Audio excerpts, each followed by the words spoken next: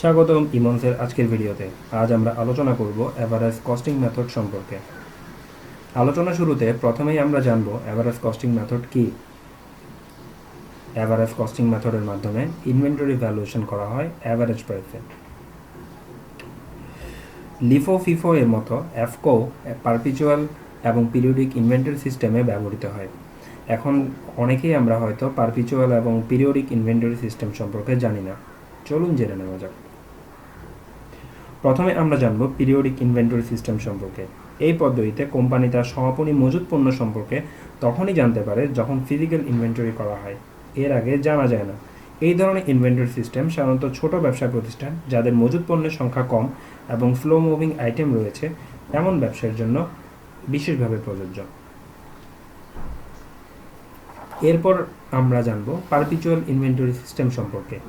Perpetual inventory সিস্টেমে যখনই sell অথবা পারচেজ করা হয় তখনই সফটওয়্যারের সাথে সাথে রেকর্ড করা হয়। এর মাধ্যমে ব্যবসা প্রতিষ্ঠান যে কোনো সময় তার ইনভেন্টরি সম্পর্কে জানতে পারে।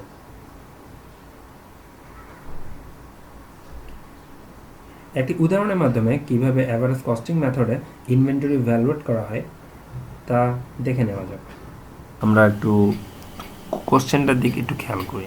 ধরা যাক একটি কোম্পানির ওপেনিং ইনভেন্টরি রয়েছে 1 ডিসেম্বর 2012-তে 300 ইউনিট 3600 টাকা সর্বমোট থাকে ইনভেন্টরি ভ্যালু, দ্যাট মিনস প্রতি ইউনিট পড়ে 1200 টাকা। এর মধ্যে কোম্পানি কিছু আইটেম রিসিভ করে এবং কিছু আইটেম কোম্পানি সেল করে। এই হচ্ছে আমার বিজনেসের কন্ডিশন, টোটাল কন্ডিশনটা। এখন আমি এই ডাটাগুলো ব্যবহার করে কিভাবে ইনভেন্টরি ভ্যালুয়েশন করা হয় সেটা আমরা একটু দেখব। প্রথমে আমরা 1 ডিসেম্বর, যেহেতু অ্যাভারেজ কস্টিং মেথডের ইনভেন্টরি ভ্যালুয়েশন সিস্টেমটা একটু ক্রিটিক্যাল, দ্যাট মিনস এটা ফিফো মেথড থেকে একটু ডিফারেন্টলি আমরা কাজ করব। তাহলে আমাদের 1 ডিসেম্বর থাকে ওপেনিং ব্যালেন্স হিসেবে 300 ইউনিট, যা প্রতিটি মূল্য থাকে 12 টাকা করে, সর্বমোট 3600 টাকা। এরপর আমরা 10 ডিসেম্বর রিসিভ করি 400 ইউনিট, দ্যাট মিনস 400 ইউনিট, প্রতি ইউনিটের দাম পড়ে 12 টাকা 50 পয়সা করে, 12 টাকা 50 পয়সা, এবং এর ব্যালেন্স হয়, দ্যাট মিনস ইনভেন্টরি ভ্যালু হয় 5000 টাকা। এবার ওপেনিং এবং 10 তারিখের রিসিভ দুটো মিলে যোগ করা হয় আমার 700 ইউনিট, এবং এর টোটাল ইনভেন্টরি ভ্যালু থাকে 8600। এখন আমাকে বের করতে হবে এটা অ্যাভারেজ প্রাইস।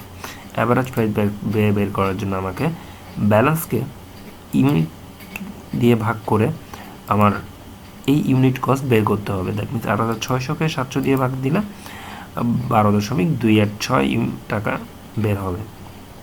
এটি হচ্ছে আমার পার ইউনিট প্রাইস। এবার 14 তারিখের দিকে একটু খেয়াল করি। 14 তারিখের দিকে খেয়াল করলে দেখব যে 500 ইউনিট ইস্যু করা হয়েছে।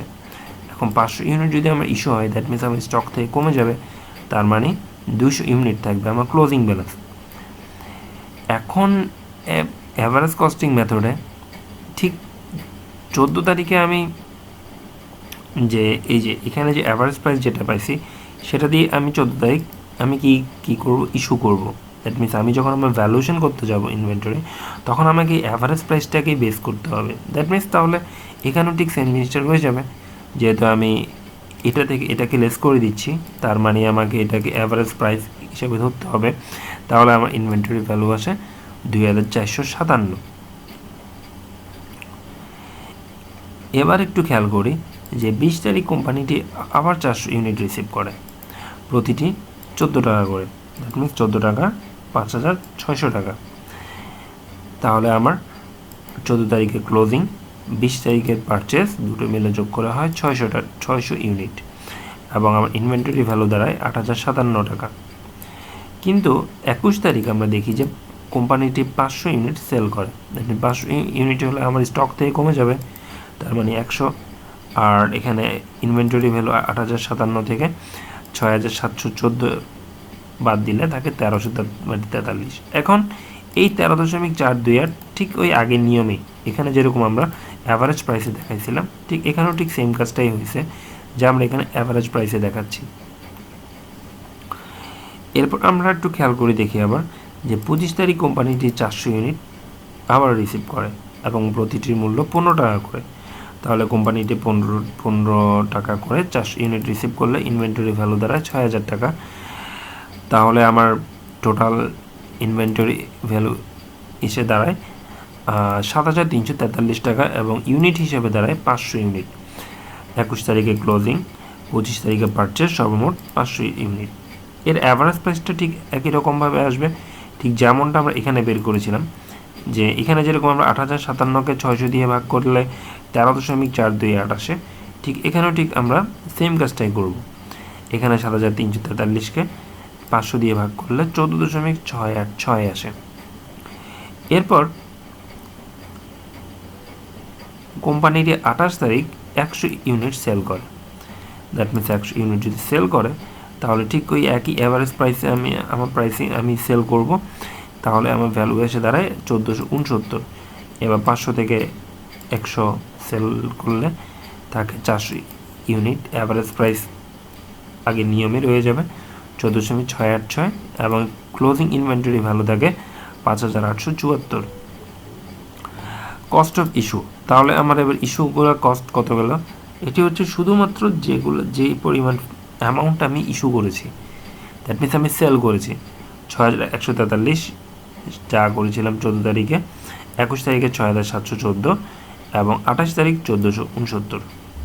তাহলে আমার কস্ট অফ ইস্যু থাকে 14326 এবং ক্লোজিং ইনভেন্টরি থাকে 5874। এই ব্যালেন্সই থাকে আমার 5874 ক্লোজিং ইনভেন্টরি ভ্যালু হিসাবে।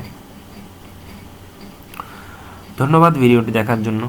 যদি ভালো লেগে থাকে তবে লাইক, কমেন্ট এবং সাবস্ক্রাইব করতে ভুলবেন না। আর আমার চ্যানেলে তো সাবস্ক্রাইব মাস্ট। দেখা হচ্ছে পরের ভিডিওতে। Till then, take care.